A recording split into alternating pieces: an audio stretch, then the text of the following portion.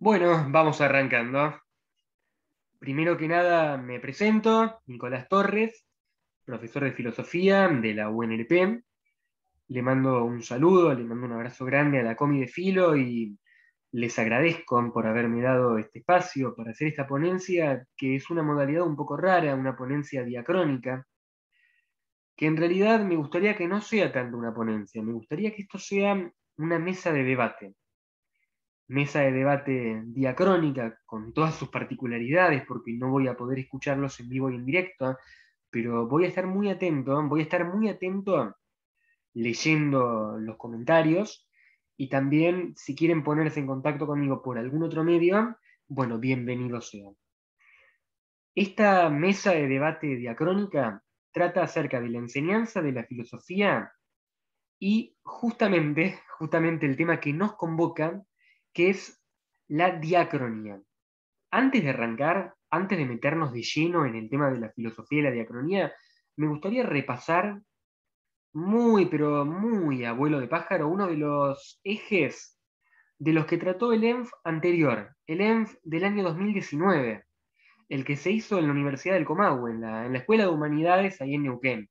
Ya que estamos, les mando también un saludo muy especial a las chiques del Comahue, que nos recibieron con muchísima hospitalidad y fue un muy lindo ENF. Y bueno, obviamente ahora en estos tiempos de virtualidad, rosqueando en pandemia, rosqueando en plena virtualidad, se extrañan esas conversaciones mate mediante, están en las mesas, en las ponencias y que fluya la ronda de mates, o mismo estar ahí al sol, como estuvimos en el predio de la Universidad del Comahue, entre una mesa y otra, hablando. Se extraña muchísimo todo eso y esperemos que esos encuentros presenciales puedan volver pronto. Ahora sí, ahora sí. Vayamos a la cuestión, a lo que le estaba mencionando. Uno de los ejes que se trató durante el ENF del año 2019 fue filosofía y territorio.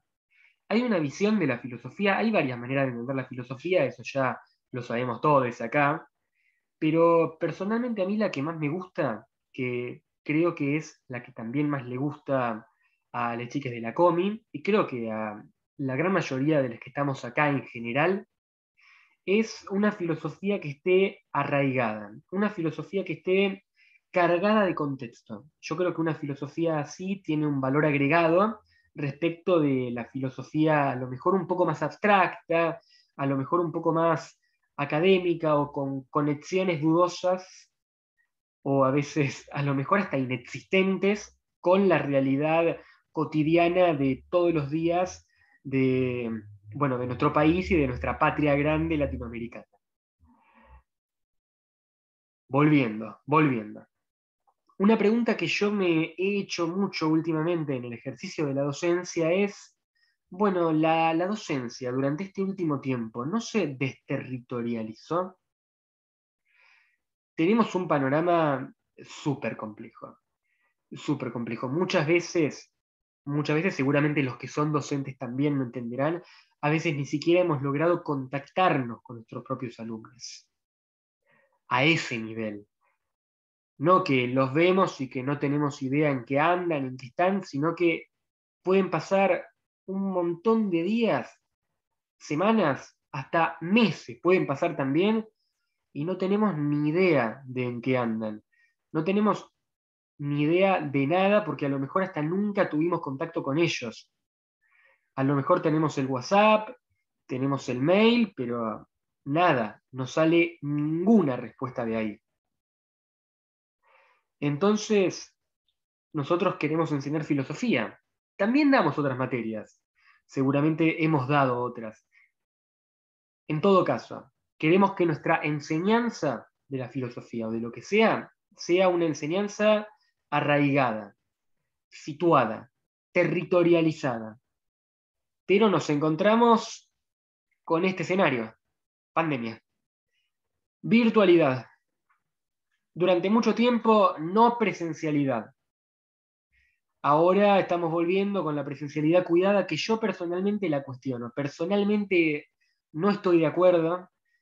El riesgo de contagio en los pibes todavía está, y además las normas de distanciamiento y de protocolo, que en caso de volver, obviamente tendrían que ser necesarias, creo que habría que ver bien de qué manera llevarlas a la práctica, porque lo que he visto desde mi experiencia como profesor y como preceptor también ha sido espantoso, un maltrato psicológico y una violencia simbólica tremenda contra los pibes. Pero bueno, el tema de la mesa de debate de ahora pasa por la virtualidad. Igual me encantaría poder habilitar el otro debate acerca de la si presencialidad sí, presencialidad no en plena pandemia. Me encantaría. Pero bueno, volviendo, ¿cómo hacemos territorio? ¿Cómo hacemos escuela en este contexto? O mejor dicho, también cómo hicimos durante todo este año 2020, todo ese año 2020 que pasó y parte del 2021 que anduvimos también en la misma.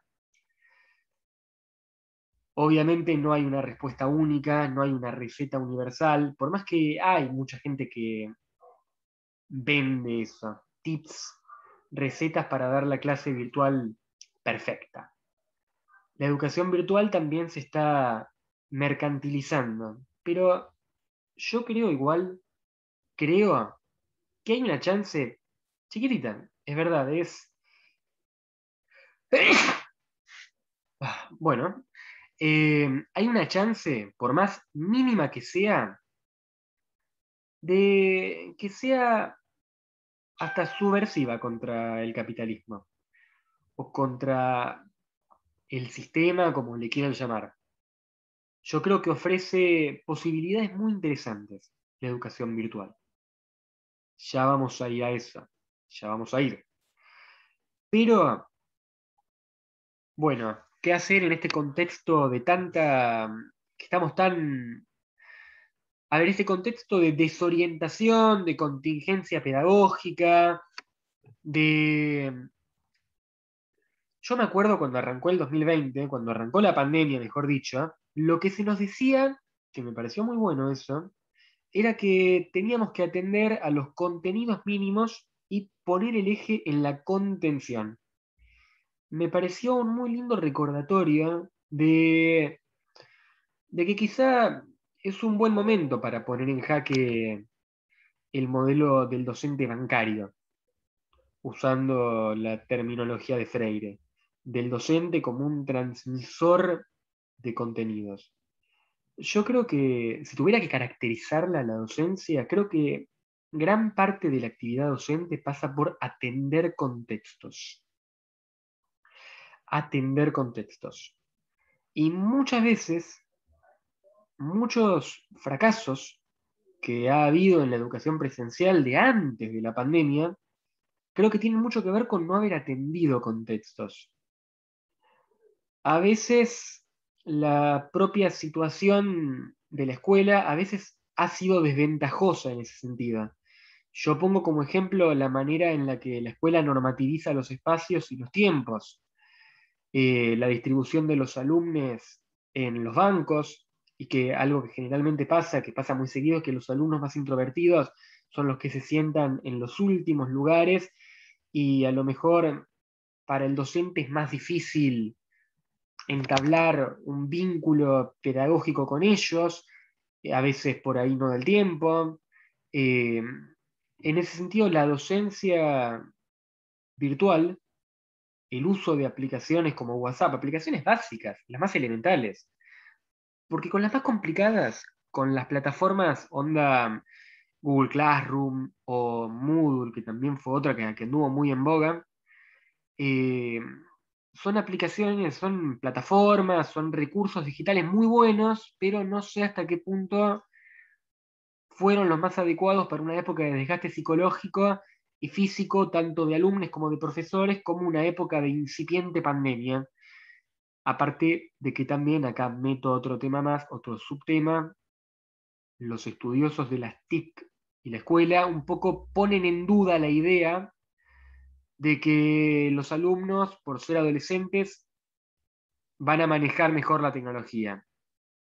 Esta falsa idea de los nativos digitales.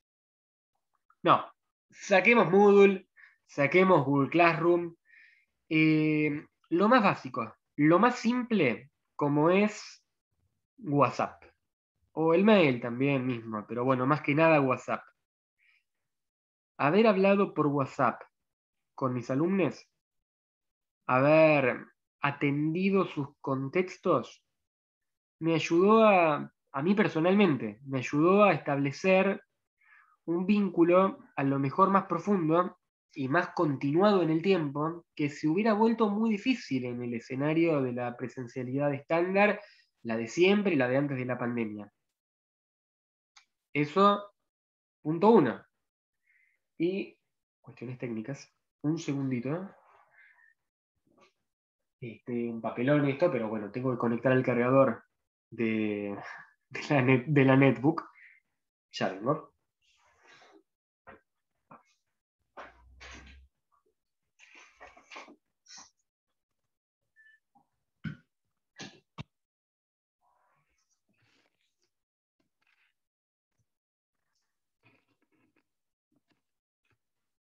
Esto hace también a la diacronía. Varios intentos fallidos de grabar la ponencia y bueno, termina pasando lo que termina pasando, que es que se nos va la batería de la computadora. Bueno, punto 2. Contingencia pedagógica, pandemia. Tenemos que dar clases virtuales. Bueno, muchos docentes nos enfrentamos a un segundo problema. ¿Qué hacemos? Con los encuentros por videollamada, los encuentros sincrónicos, ¿intentamos hacer una réplica del aula presencial? Hacemos una videollamada y estamos todos hablando durante 1 hora, 2 horas, más o menos lo que dura la clase cuando estamos en la escuela. Bueno, muchos intentamos, acá me incluyo a mí también, en esta experiencia, ensayo y error que es la docencia, y más todavía la docencia en épocas de pandemia. Yo inicialmente intenté hacer eso, pero después se complicó. Después se complicó porque me di cuenta que la docencia, que las clases virtuales tienen su propia dinámica, la virtualidad tiene su propia dinámica. Hay un montón de cuestiones que por un motivo u otro en la escuela presencial ya estaban dadas, ya estaban resueltas y que no lo están en la clase virtual.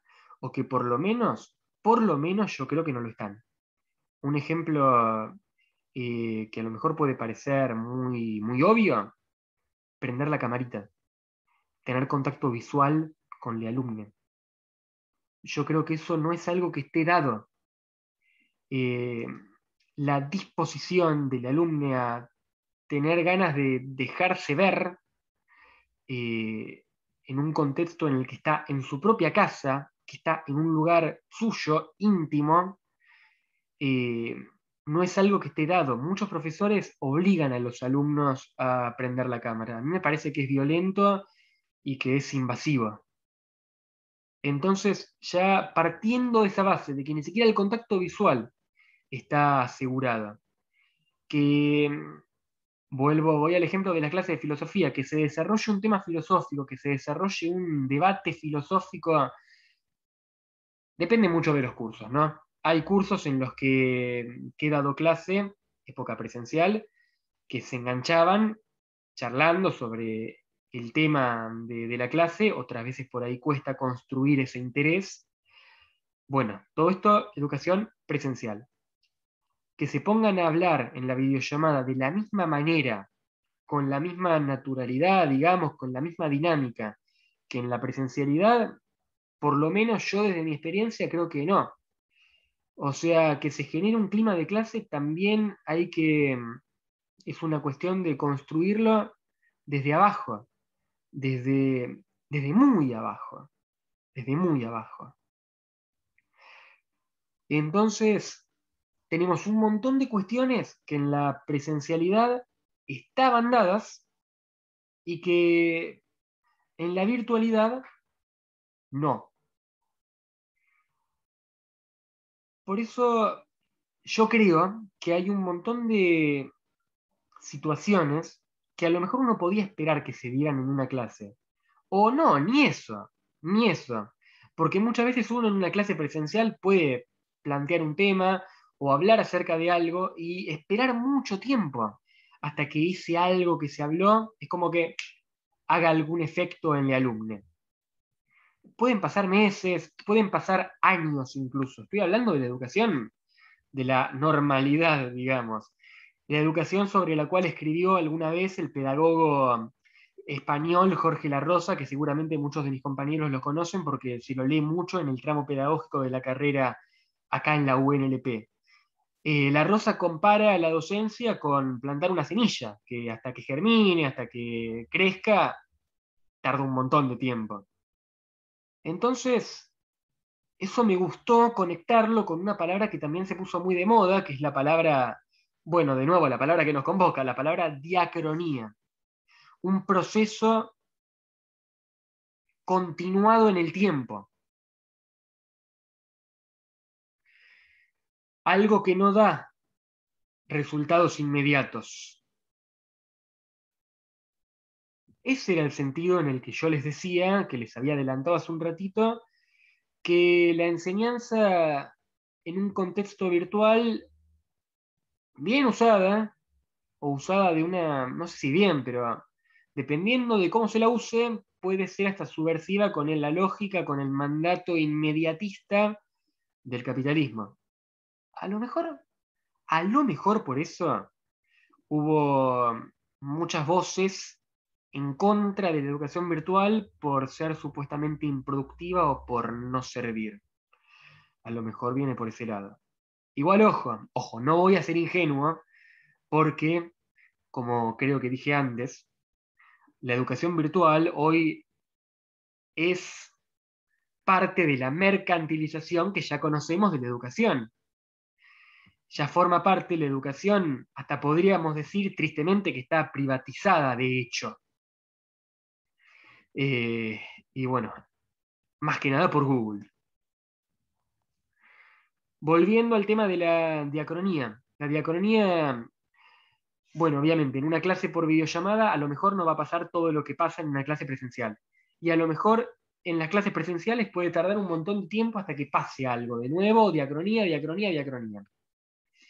Eh, También me han tocado contextos de escuelas donde se ha hecho imposible poder hacer una videollamada.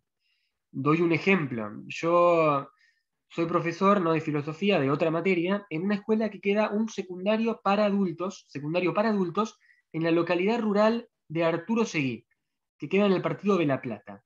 Queda en el extremo de La Plata, más o menos limitando con Varela y con Berazategui. Eh, Hay una sola línea de colectivos que va hasta Arturo Seguí. Arturo Seguí prácticamente está incomunicado con las demás localidades del partido de La Plata y además está incomunicado con las ciudades que son limítrofes, porque no hay ningún colectivo que vaya directamente de Arturo Seguí a Varela o a Berazategui. Nada. Había tren, pero dejó de haber tren hace como 20 años. Eh, Desocupación. La localidad dentro de La Plata con más porcentaje de desocupación. Abandono escolar, embarazo adolescente, precarización laboral para las personas que tienen algún trabajo. Un escenario complicadísimo. Sumémosle a, bueno, obviamente lo que ya mencioné del abandono escolar, muchos adultos que abandonaron de adolescentes y que volvieron al secundario. En ese caso noté mucho más esto de poder establecer un vínculo, por más mínimo que parezca ser, a través de la virtualidad, a través de algo tan simple como el chat de WhatsApp. Eh, Pude tener charlas incluso con alumnos que habían repetido y de los que no había tenido noticia durante el año anterior al 2020, que había sido, bueno, el año anterior a la pandemia, obviamente, que fue presencial. También, bueno, nunca estuve más al tanto de la situación personal, económica, familiar de cada alumno que ahora. para ese caso, que bueno, ya dije que no tienen wifi, usan los datos móviles del celular, lo que hice fue clases sincrónicas por chat, en un grupo de WhatsApp, una horita, pero no solamente eso, porque muchos por ahí, por una cuestión o por otra, porque muchos laburan al mismo tiempo, y no pueden estar prestando atención a las clases, comunicación diacrónica a lo largo de la semana.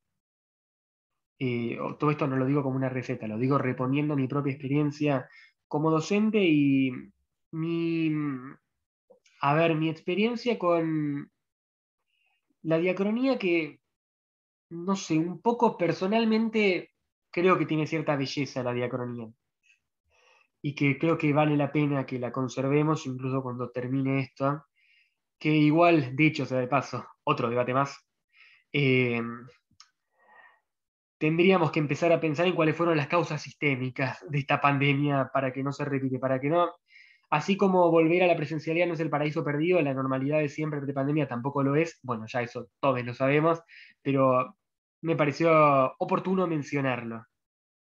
Me gustaría cerrar esta ponencia. Antes voy a decir otra cosa más. Eh, no, lo único que tenía para decir es que, a ver, yo personalmente, pedagógicamente, me considero un constructivista. Creo que esta pandemia, esta casi obligatoriedad de la enseñanza virtual o del uso de recursos virtuales para poder comunicarse con los alumnos, nos obliga a tener un constructivismo hiperacentuado. Y ahora sí, me gustaría leer un fragmentito de un libro que lo dejé por acá, de tantas veces que grabé este video, ya ni sé dónde lo dejé. Esperen un segundo.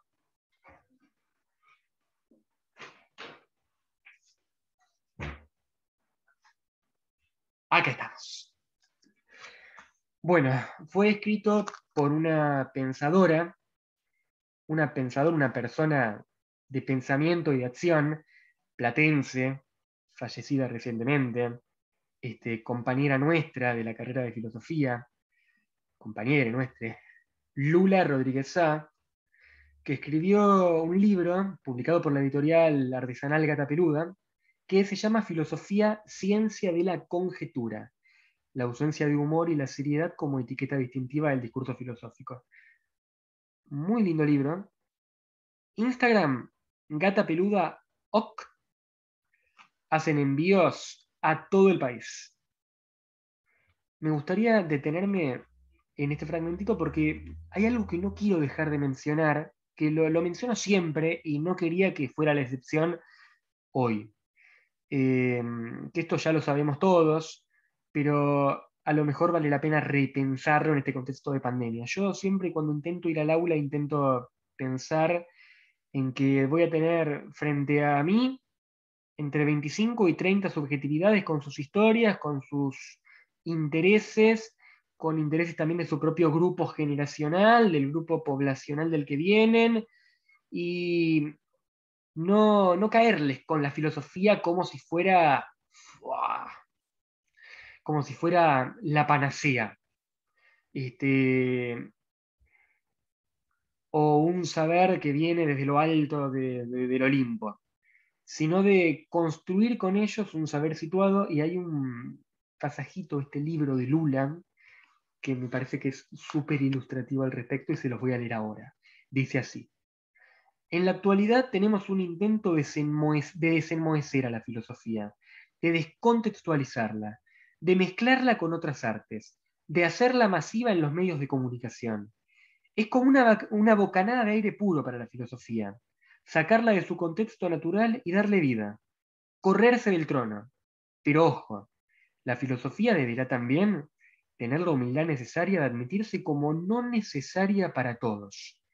Esto significa romper con la idea de salir a evangelizar con la filosofía, romper con la idea de ir a civilizar al bárbaro. La filosofía es necesaria solo para el que la necesita, para el que gusta de ella, para el que siente un desahogo del espíritu en su seno. Para el que no, no, y no es la muerte de nadie. La filosofía también puede reírse de sí misma. Un filósofo puede sacar su cara de culo cada tanto y reír, y no es la muerte de nadie. Me encantó, ya con esto cierro. Ahora los leo y los escucho a ustedes. Muchísimas gracias por haberme escuchado.